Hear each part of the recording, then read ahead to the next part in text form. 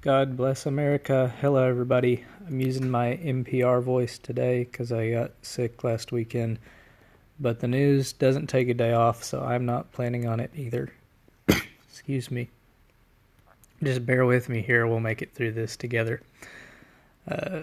So over the weekend, the Winter Olympics got kicked off in earnest, and to nobody who watches anything other than CNN's surprise, CNN decided they're going to write a glowing praise piece about Kim Jong-un's sister.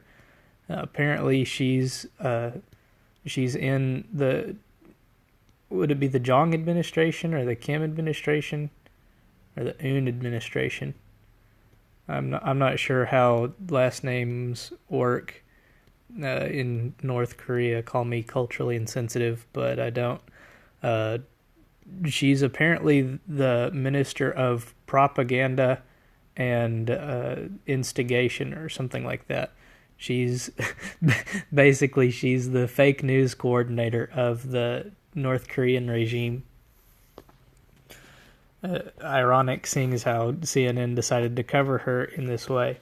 Now, I remember seeing a headline. Was it Friday or was it Saturday? I want to say it was Saturday that I saw a headline where apparently Vice President Pence had snubbed Kim Jong-un's sister, and I didn't think anything of it at the time, but I didn't think that CNN would end up writing a praise piece about the woman I guess it would be later that day.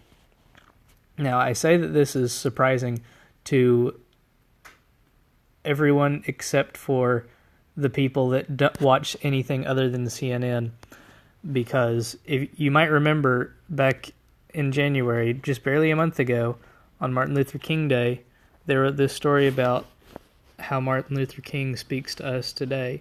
You might remember I did a video on it, and there's Find Him page, and their item number 2, let's see if I can find it this way. No. I know it says this. Oh, really? Well. Okay. They don't have their section titles where you can search them and find them. I apologize for that. That would be why. I'm really off my ball today because I don't feel 100%. I apologize. I hope you'll bear with me. Excuse me. Here we go. Number 2, he was a socialist before it was cool. So we have CNN suggesting that socialism is cool back in January. This month we have CNN praising a communist dictatorship's minister of fake news. What's CNN going to do next month? I posted to minds.com a imagine if scenario, and I know people probably get tired of hearing this, but imagine if Fox News had wrote a glowing praise piece about Muammar Gaddafi's son or brother or cousin or whatever during the Arab Spring. Remember, Obama was vocally in support of the Arab Spring. He was vocally in support of the rebel factions that were trying to depose Gaddafi. You could also say, imagine Fox News writes a glowing praise piece of Bashar al-Assad or one of his inner circle. It doesn't compute, first of all, because these are countries that are United States rivals.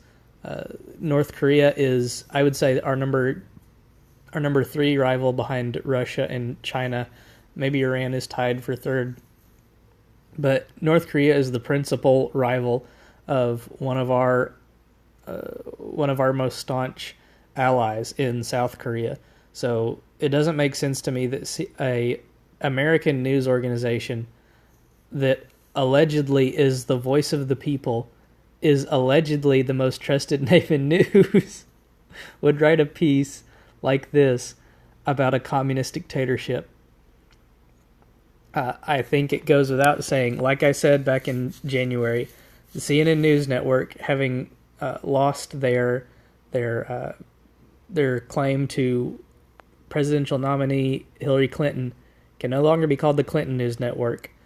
And cable news is dying, so they probably don't want to be called the Cable News Network. They appear to be making a concerted effort to latch on to the Communist News Network name and make it their own. I hope you guys enjoyed this video. Make sure you leave a like, subscribe, hit the bell for notifications. I'll be doing another video tomorrow, even though it's, again, going to be a sick day for me. But I should be back to normal, back to doing the regularly scheduled content on Wednesday. Thank you guys so much for watching. Thank you for your patience as I try to get better. I hope that you'll come back and join me again next time. But until then, good night and God bless.